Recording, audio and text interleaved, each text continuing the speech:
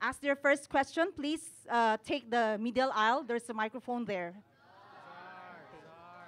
Zar is the MC this morning. Okay, Zar, you can shoot the first question.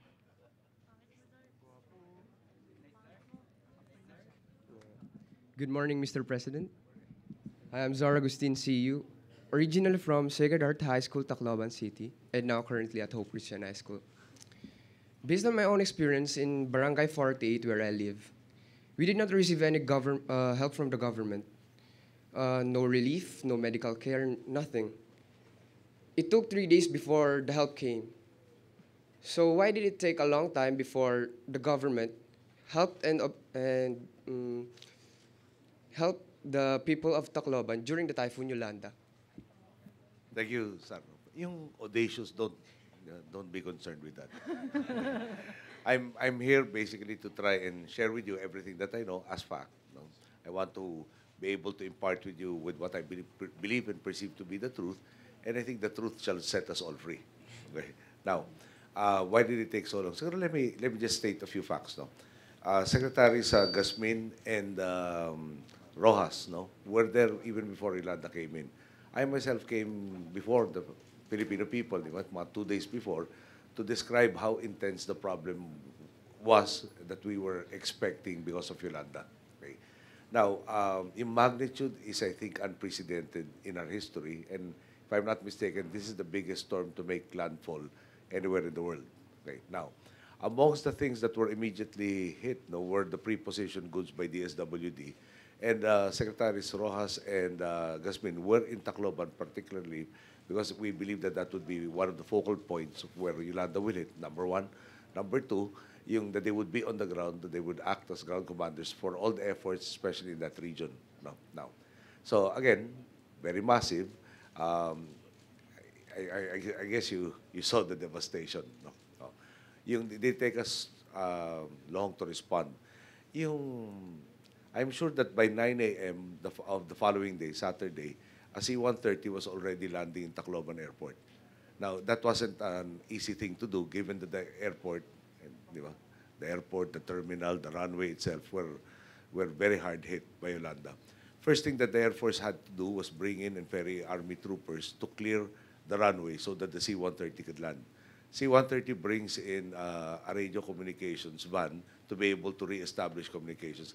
I think it was Saturday afternoon before I finally got to talk to both Secretaries Gasmin and Rojas, because they themselves had to go through all of the debris that was on the roads. Parang the survey resulted from walking around the area as opposed to riding through the area. No, everything was down, cell phones, etc. Now, major talaga. Even the equipment, whether it's heavy equipment, whether it's trucks, whether it was police vehicles, what have you, were also hit. Now, in 3 days to get to you, it shouldn't be the case. No?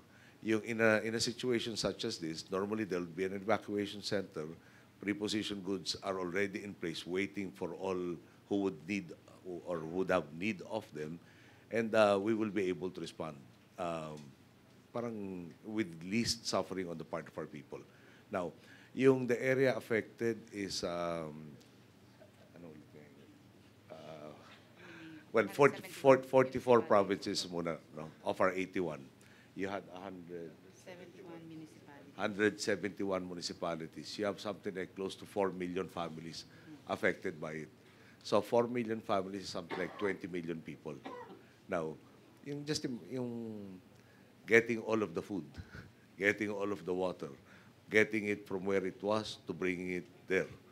No? Clearing the roads so that the trucks will be able to get there. Not just in Tacloban, no? But even if you use the land route coming from Sorsogon and crossing through Samar, we had to also clear all of those roads.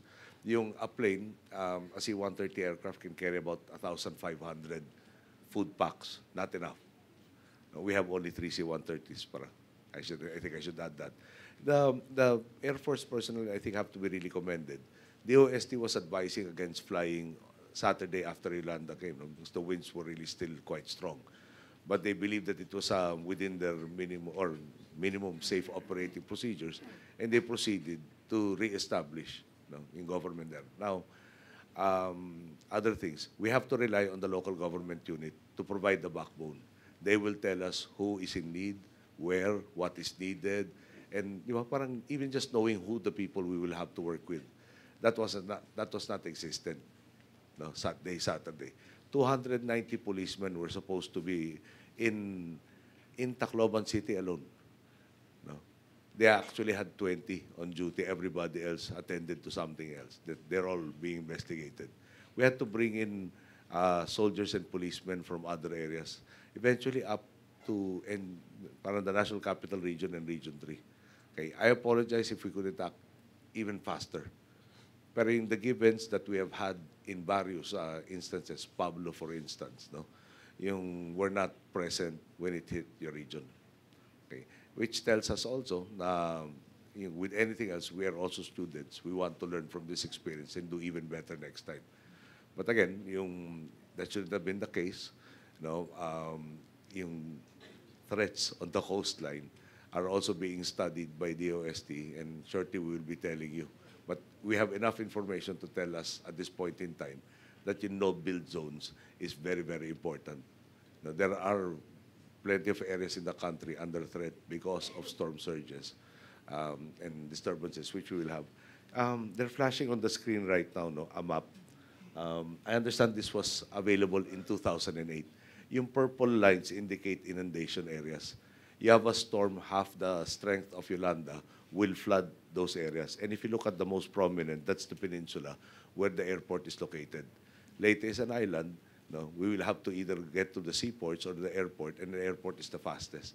The airport itself was heavily damaged. No? So you had to clear that before you could bring in the aircraft. So I submit, in short, sorry, haba na sagot, but the short answer is, our people were there beforehand. No?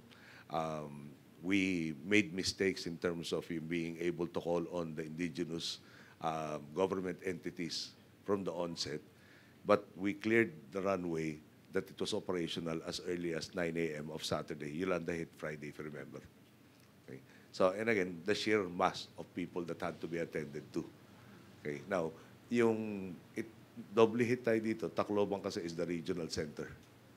No. When Pablo hit, you could call on Davao, for instance, to be the main gateway for all of the supplies, and they were existent there.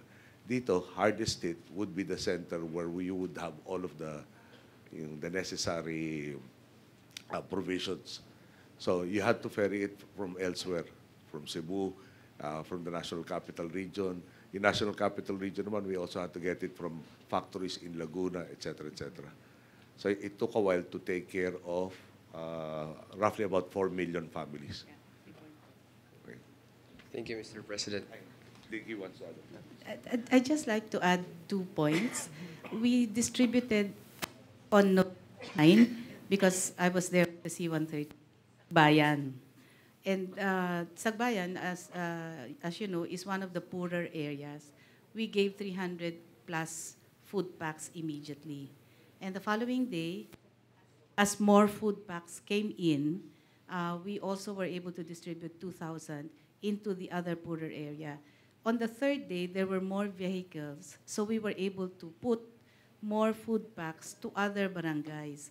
The agreement we had with the City Social Welfare and Development Office of Tacloban was to go first to the more vulnerable and poorer areas and then saturate the rest. Thank you. Yes, sir. Thank you for the informative and humble answer, Mr. President. Any follow-up from Tacloban students? Any question? Yes? Please specify your name.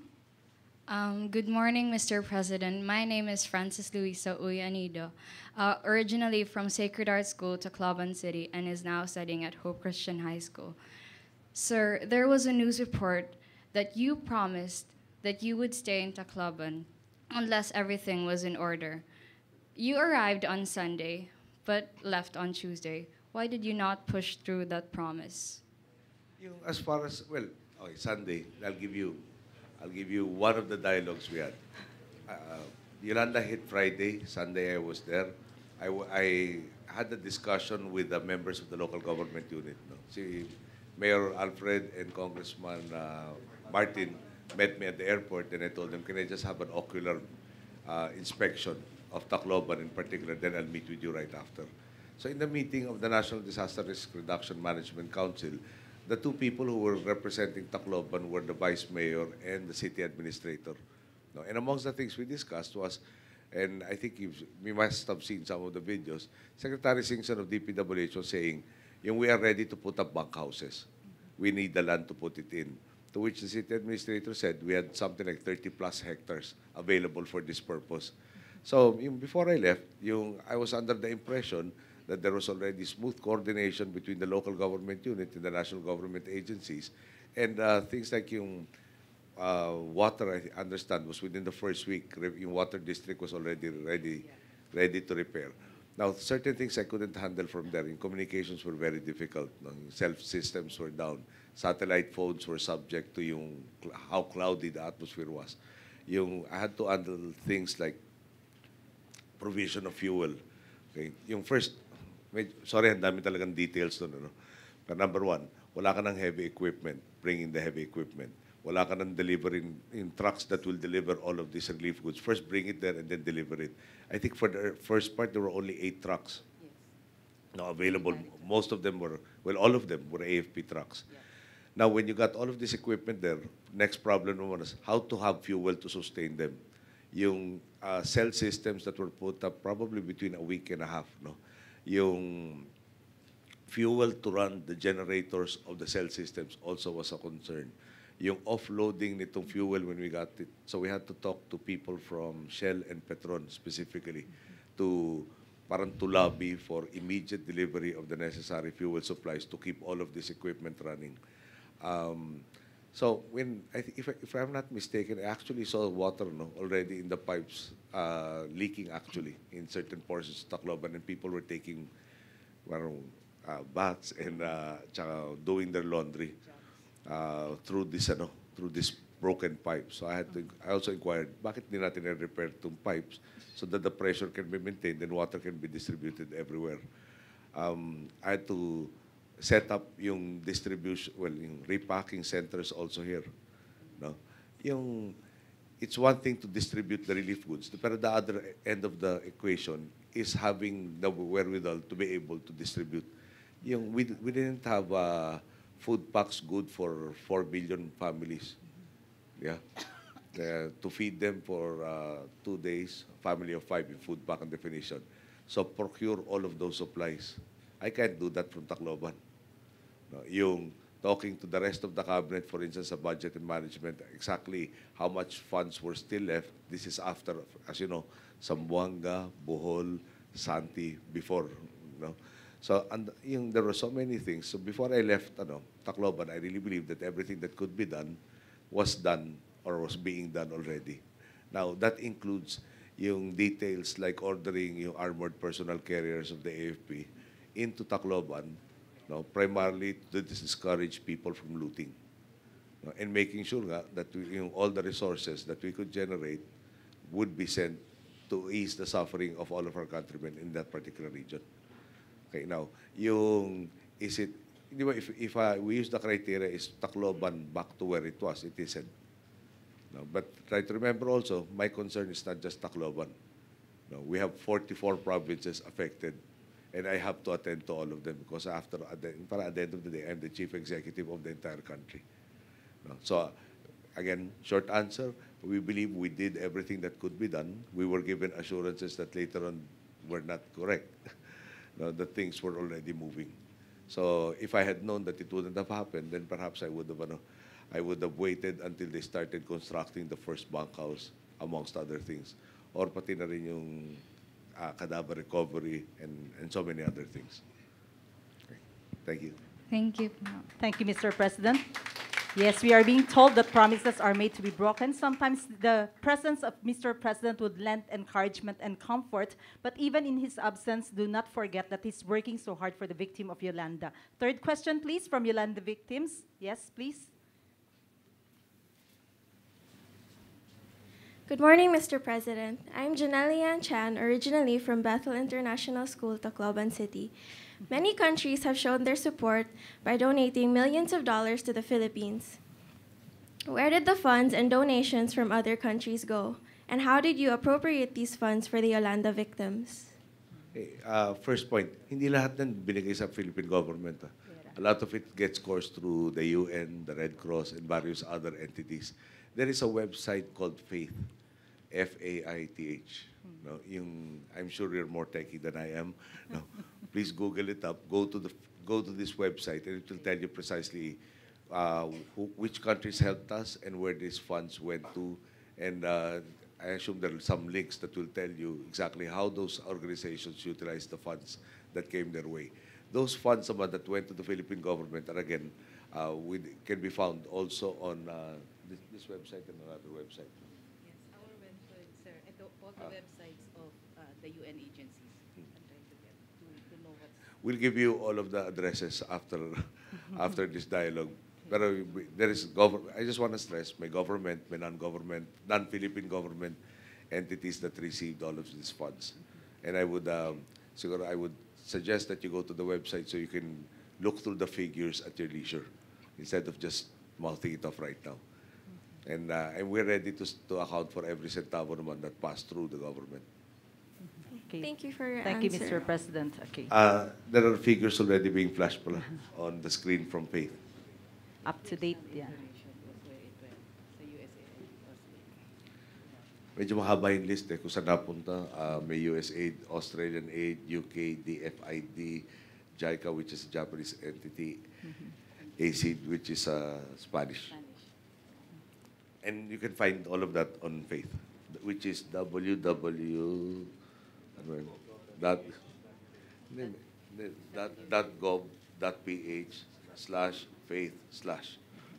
Okay, that's the website. Take note of it. Students, you can Google it.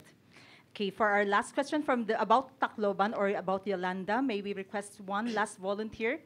One last question about Yolanda. Okay.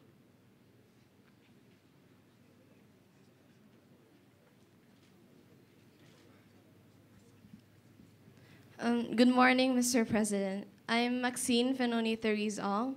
I'm from Sacred Heart School from Tacloban and now at Hope Christian High School. Now, you were quoted by ANC saying, yung Tacloban, hesitant lang ako. Parang hindi ganun ka-prepared compared to other areas. So what prompted you to say this statement? And are you somehow blaming the local government for what happened? Sige, I don't want to, di ba parang I'm focused on bringing back the conditions that were existing, para build it back better. I want to help people get back to their lives and hopefully in a better state than what it was before. I'm trying to recall all of these things now. Pero number one, I was in touch with everybody I could talk to, various governors, right after Yolanda, and inventorying exactly what their experiences were, what their needs were. Of course, in that particular region, I was very bothered because it took some time to reestablish communications with the two secretaries that I had asked to go there. And I was wondering what exactly had happened to them and how bad it was in Tacloban. Let me just give you, everybody who was reported very minimal casualties. And up to the conclusion, talagang very, very few. But in this particular portion of the country, when you look at it sa map, parang cove, but it's not actually a cove, as you know. Talagang ibang-iba ang nangyari dito.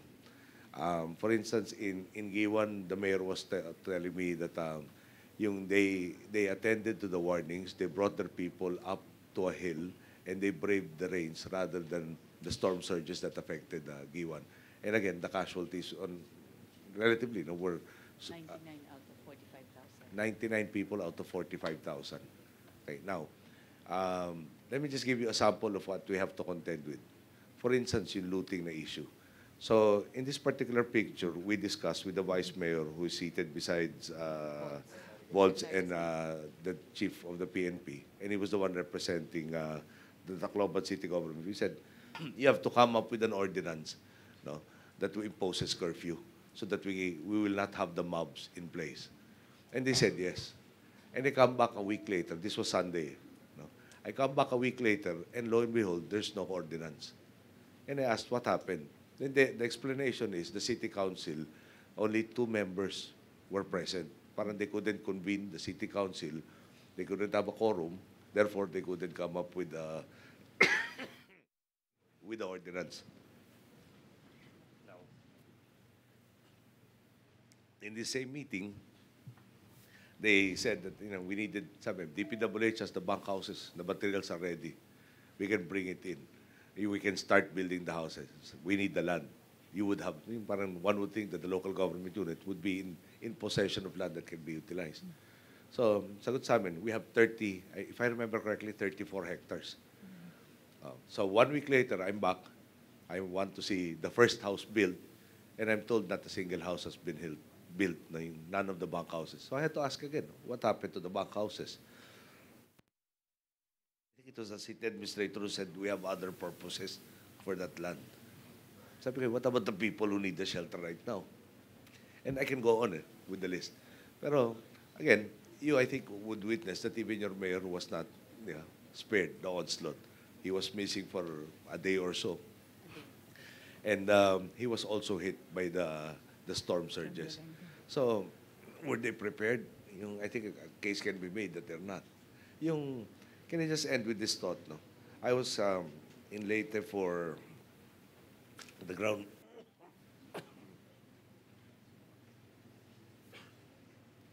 groundbreaking ceremony for the Eastern Visayas Regional Medical Center. Okay. On the way back to the airport, what we saw were tents on the peninsula, on either side of the road leading to the airport. Now, as you know, the airport is in a peninsula, and the peninsula is out on Tacloban Bay, di ba? That in 3 months' time, we will have the start of the typhoon season. And mas marami na yung tents within this, near the airport, and on that road, than after Yolanda struck. So, in fact, as soon as I got back and I convened the cabinet, I told them, I am really bothered and concerned that these people will be in an even more vulnerable situation come the next typhoon season. And we have to accelerate the program where they're put in better conditions, meaning more resistant and farther from the bay. Diba? If you remember the earlier map, if there's a typhoon, half the strength of Yolanda, it will have 1 to 4 meter surges. It will cover this peninsula. Okay.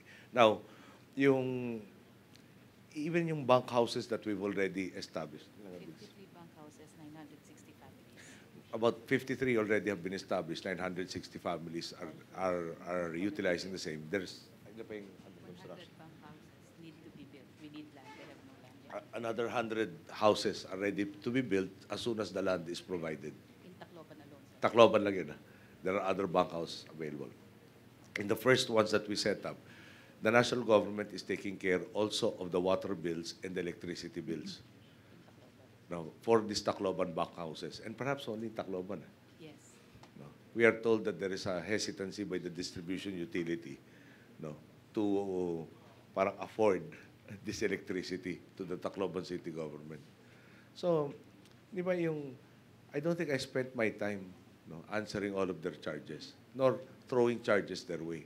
My responsibility is, di ba, ensure that our people suffer least and get them back on their feet at the soonest possible time. Now, and the reason I asked for this meeting with all of you is I think a lot of you have been fed wrong information. And I would not even want to answer all of these charges point by point, but we'll give you all of the facts as we know it. Then let you decide who was prepared and who wasn't prepared, and who is doing something and who is not doing something. Now, I don't think I have time to debate with him, to make this a political issue. No, there are people, and I keep emphasizing this to the cabinet and other government agencies.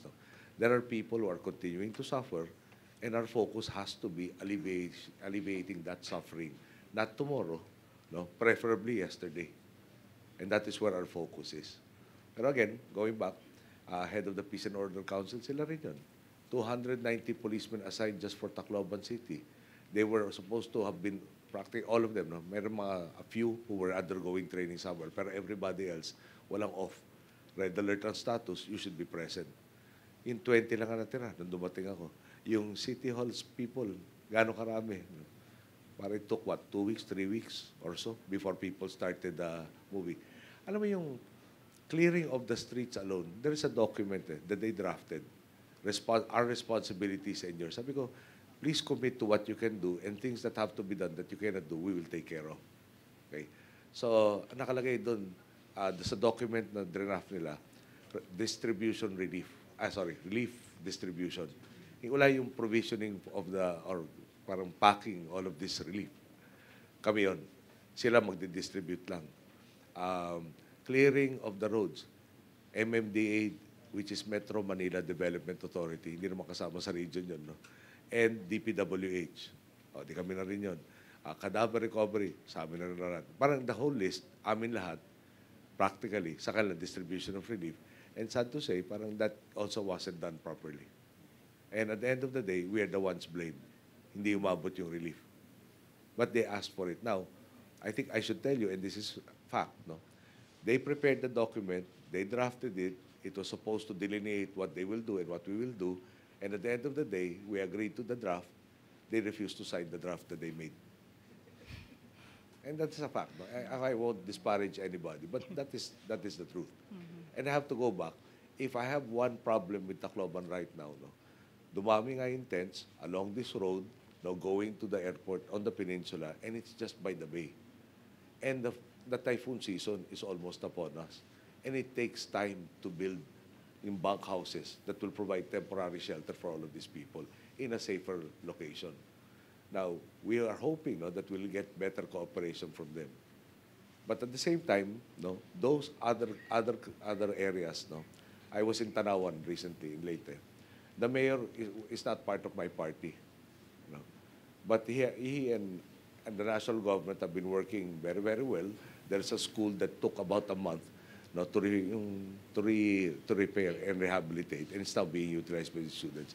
Anybody who was ready to partner with us, no, we were, di ba parang human nature yun, mas marami kami magagawa doon kung willing makipagtulungan. Kaya kung mas interest naman in press conference, interviews, appearing before hearings, etc. Sa dulo na, may konsensya pa rin kami na meron kami responsibilidad dito sa mga kababayan natin. No? At yung responsibility din, dapat manguna kaysa yung nakikipagdebate kaming hindi naman magpapakain kanino man, o hindi magbibigay ng tirahan kanino man, o hindi magbibihis kanino man. Okay? Now, kanina somebody asked about yung health, matagal. The first question, I think. You know that it was an undersecretary of the Department of Health, actually, no, who got supplies from various government hospitals na nawalan ng personnel responsible for all of these medicines. Amongst the items sa kinuha, mga tetanus toxoid, no? Dahil pag nasugatan, kailangan magkaroon ng vaccination immediately. Malasin yung potential na magkaroon ng tetanus ng tao. So everybody, I think, really tried to do everything they can and are finding ways and means to do even better. No? But again, let me remind you, just in that region alone, it's about 1 million, 1.14 million families. The bulk of everything that we have to do is in your particular region. Okay. Thank you. Thank you, Mr. President. Thank you, Mr. President, for the very straightforward answer. We talk about learning from Mr. President, so if you won't mind, Mr. President, we have a few more questions. We know that you are a staunch campaigner against graft and corruption. Perhaps we have 1 or 2 questions about the President's campaign against graft and corruption and about his program. 1 to 2 questions. Yes.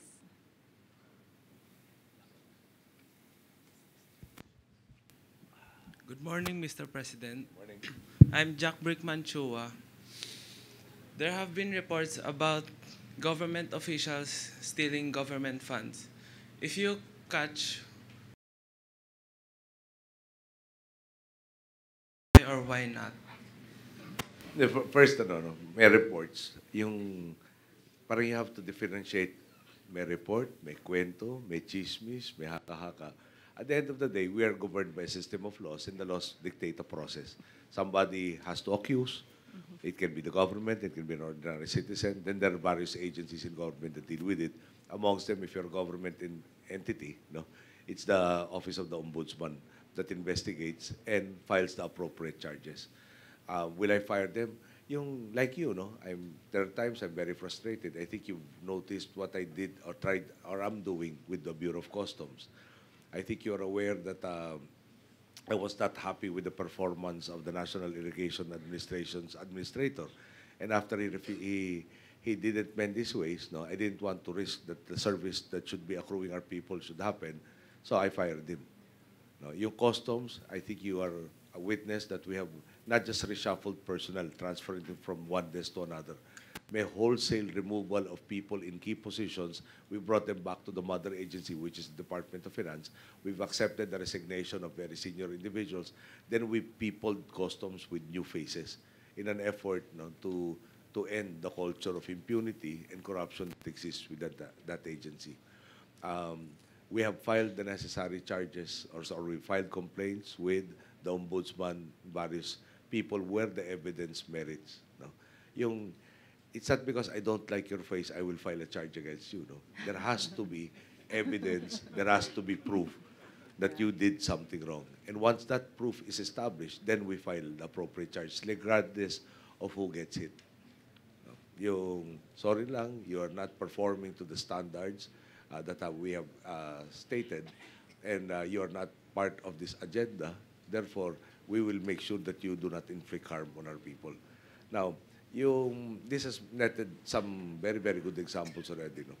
Yung DPWH, there's this underpass in Araneta and Quezon Avenue. Initially, the budget was 690 million pesos to construct it. By the time we actually paid the winning bidder for it, it was reduced to something like 430 million. So 260 or so million out of a 690 project was saved by government.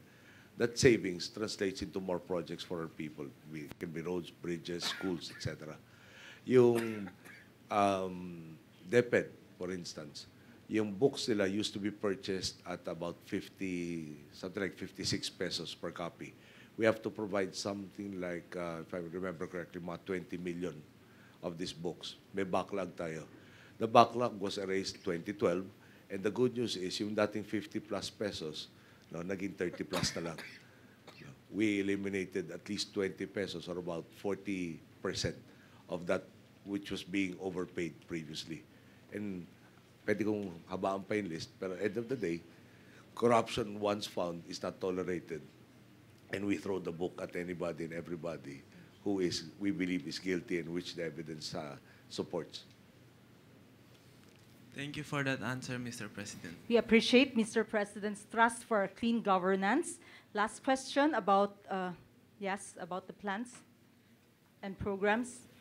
Mr. President, I'm Kim Kotako, and I would like to know the projects you're currently working on that would have an impact on us as you progress through your term as President of the Philippines.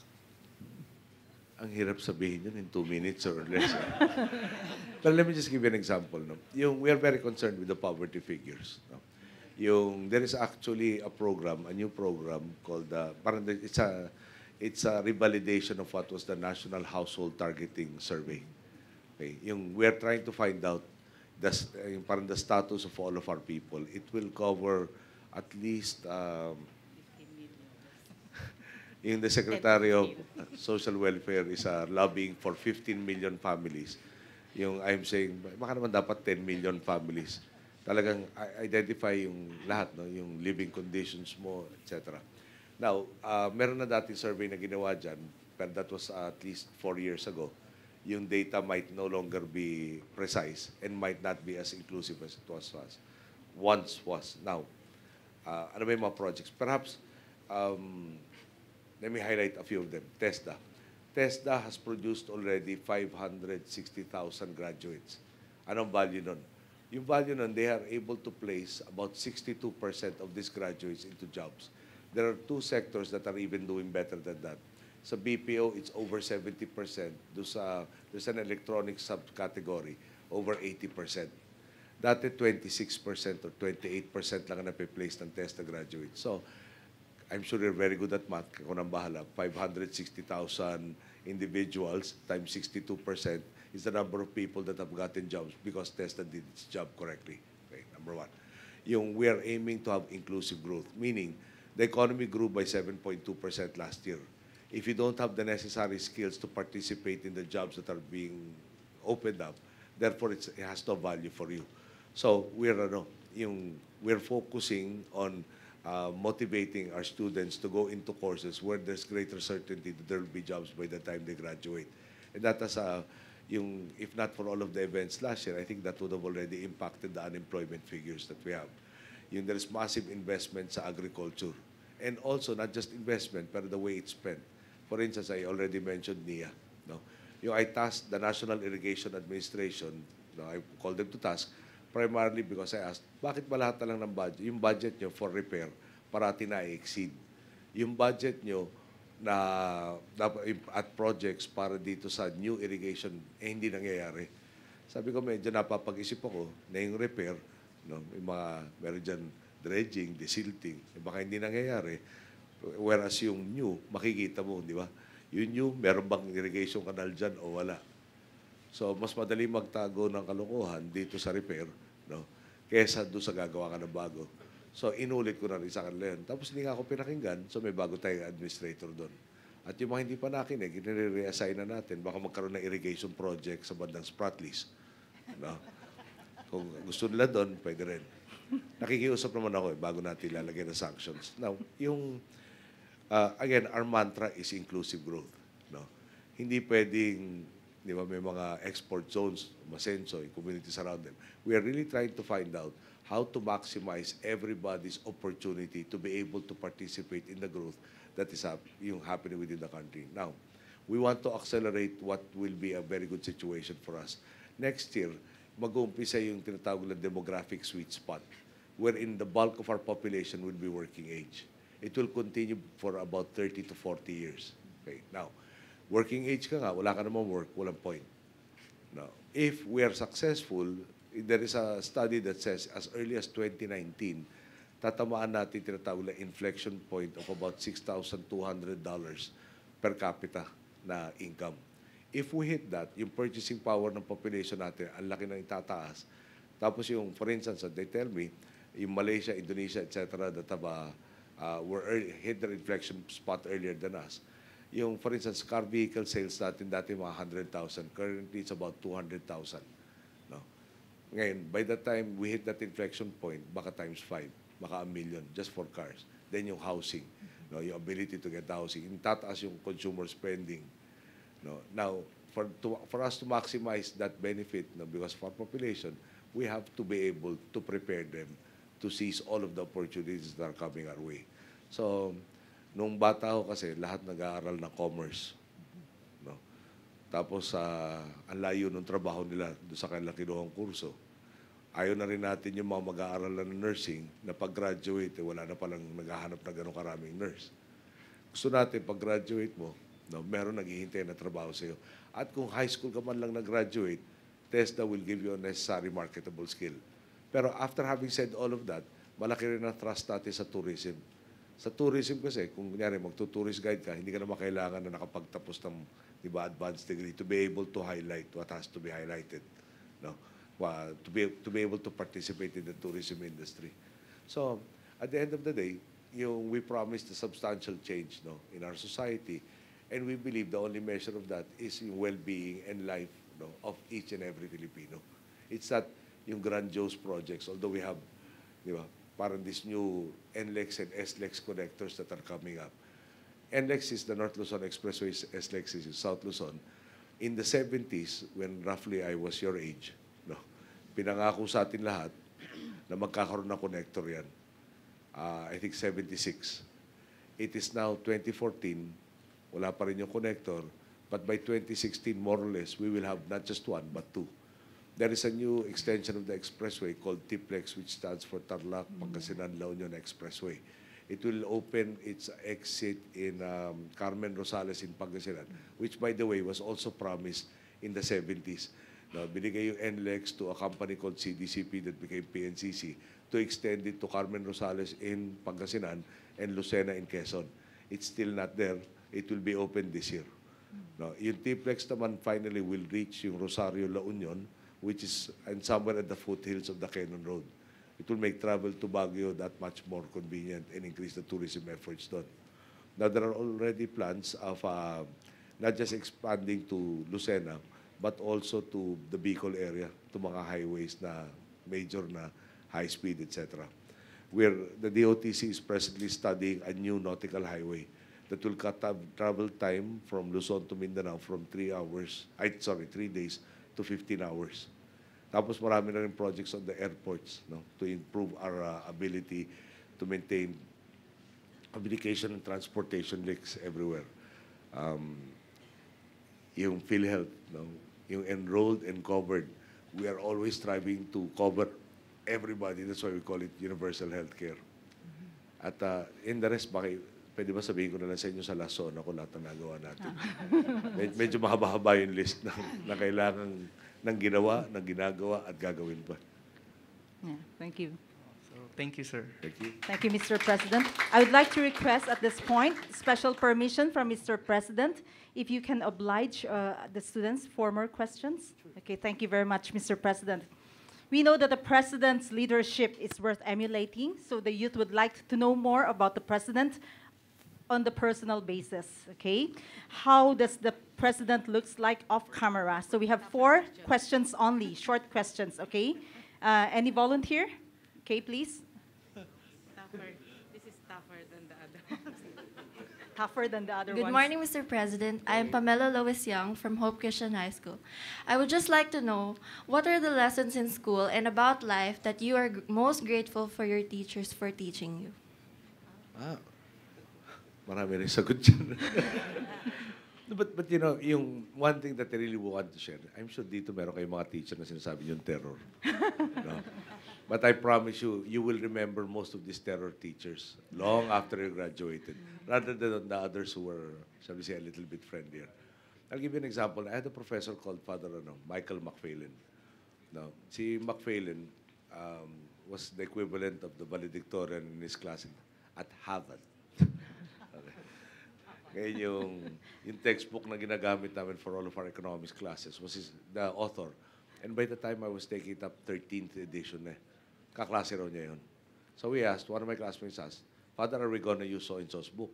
Sagot niya, why? Akala no, hindi ba ito yung parang guru of economics at the time? Sagot niya, why will we bother with this book? He was only 7th in the class.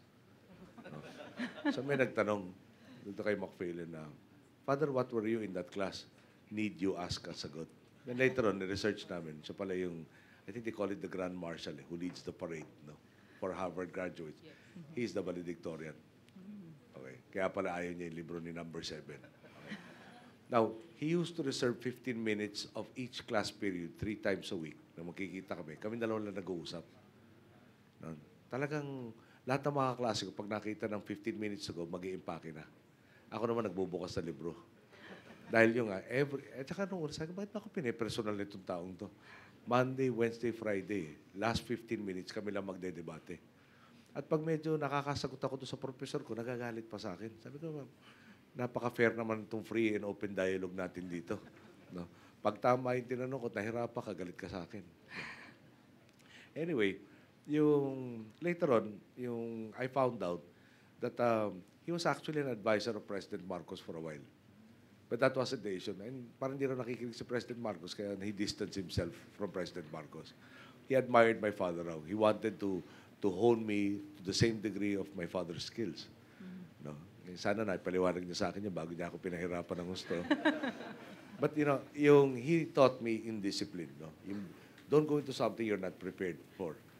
And he really imparted that your knowledge is very essential. Get as much knowledge as possible. Don't stop thirsting for knowledge.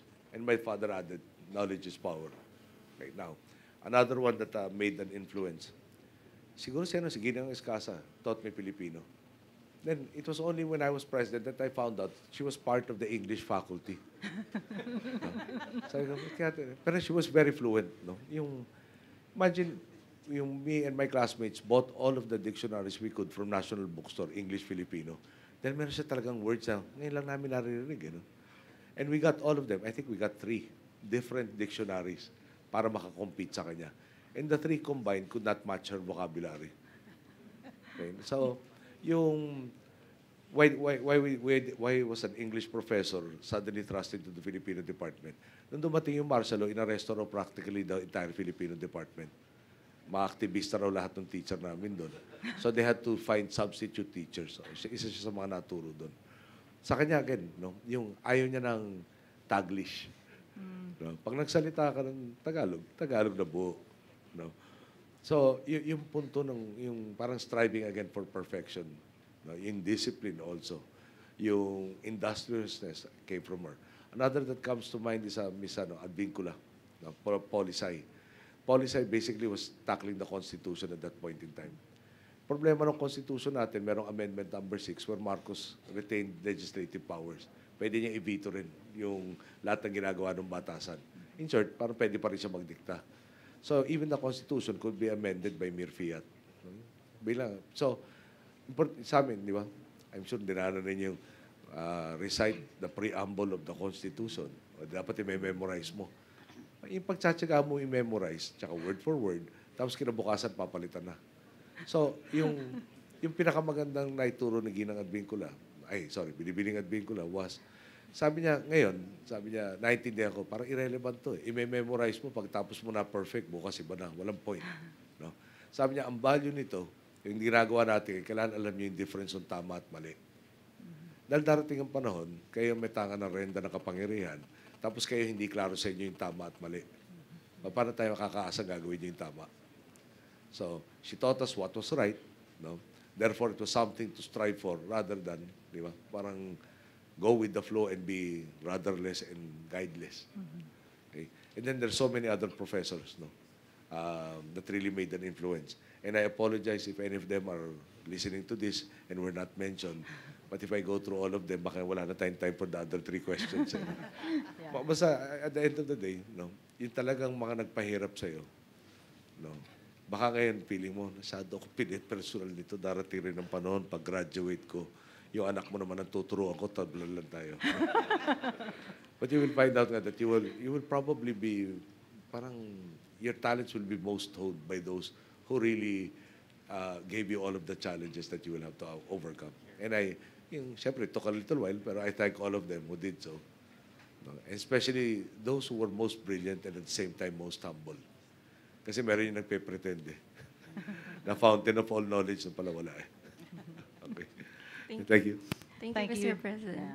That's an encouragement to strict teachers as well. Last 3 questions, please. Okay? Yeah.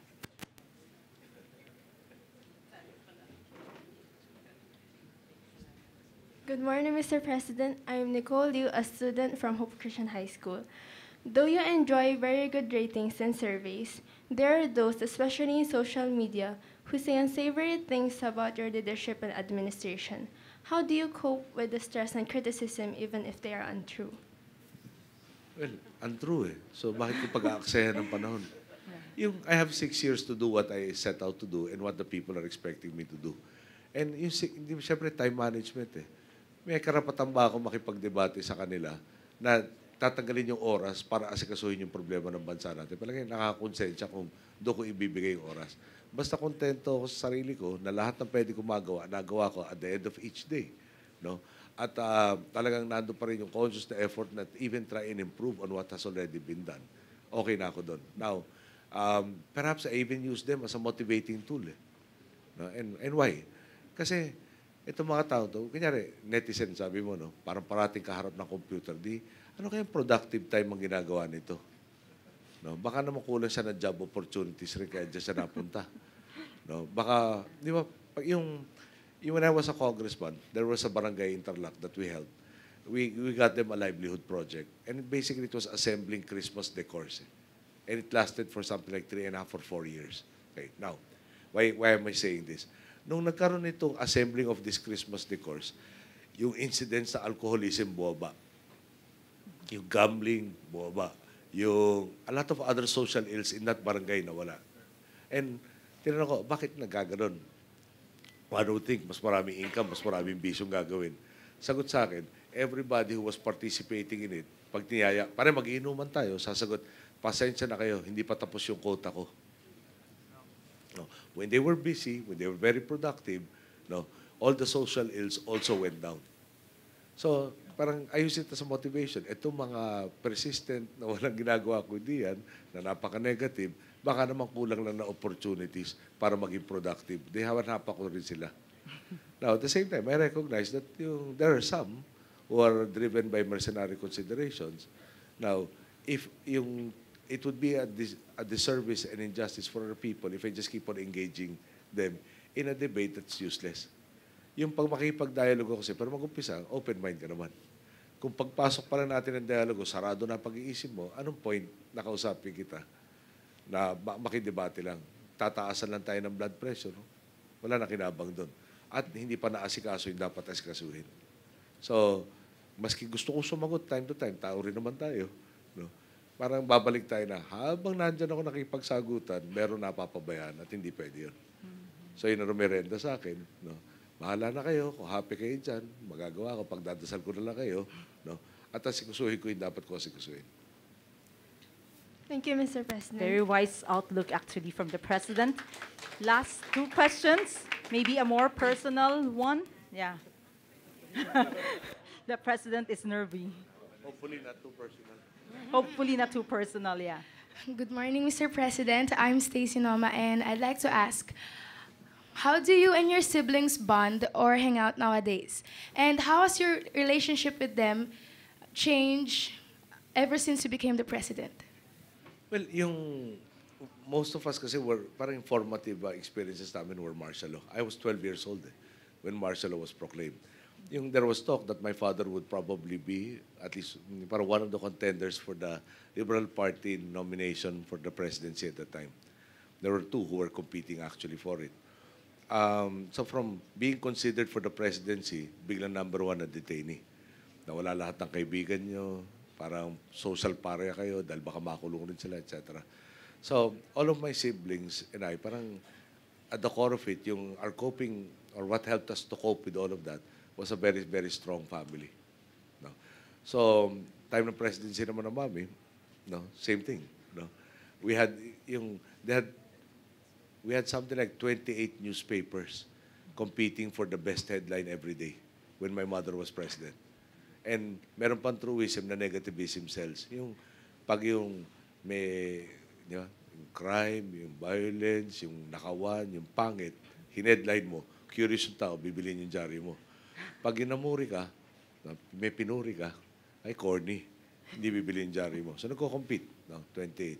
Parang nasa oposisyon kami, wala kami magawang mali. Nung administrasyon na nanay ko, wala na siya magawang tama. So balik ka pa rin doon. No? You could rely on a constant that your family will be there and will be supportive and will parang take a portion of the burden that you have. So how has the relationship changed? I don't think it has changed except that yung physical time. When my mother was alive, pwede kami every Sunday. Parang all our lives were revolved around yung Sunday lunch i-reserva that had to be with our mother. And we're glad that she insisted on that because that really allowed us all to bond very, very well. No? Ngayon, parang medyo mas erratic, baka every other week. Kung minsan, medyo mas umahaba bago we get together. But we do get together at least once a week. Dapat magro-rotate yung sino magpapakain amongst our siblings. We're 5. No? So yung 4 kong kapatid na babae, nagro-rotate sa kanila. Ako naman, birthday ko lang sila napapakain. No? So para meron naman akong share doon sa gastusin. So, we communicate with each other a lot of times through text. No? They serve as my eyes and ears also para sigurado walang filtering of any news. No? Yung bad, parang marami nag-hesitate to deliver bad news. Sila naman, sanay na sanay sila. Kailangan ko malaman, sasabihin lang sa akin. So, has it changed? No, I don't think so. No? Siguro parang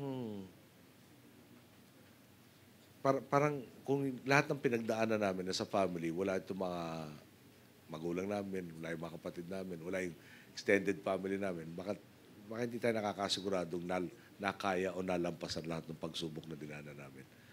So, I would like to encourage all of you, di ba? Para bang we have all of the time in the world with regards to our family. Pero time is a finite element.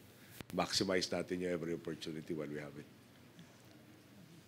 Thank you. Well said, Mr. President. Let's give the President a breather. The last question should not be very personal.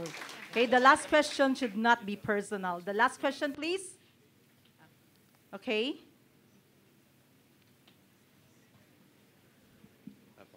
Good morning, Mr. President. My name is Samara Francine Gerlan, a student from Hope Christian High School. Some of us would be eligible voters in the next 2 years, right in time for the next election. Based on your experience as being the current president, what 3 major qualities should we, as first-time voters, look for in our next president?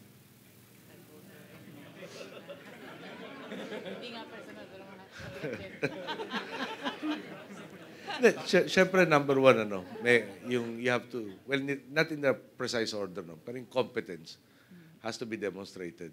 No? Yung bang, alam mo niyo kung ano yung ampaw na pagkain? Oh, yeah. They know that. Hindi yung pagkain, Hindi yung kulay pulang envelope. No? So, di ba yung ampaw, parang malasa, pero sa loob, hangin. Baka, di ba, yung, paano ko ba describe na hindi nakaka-insultong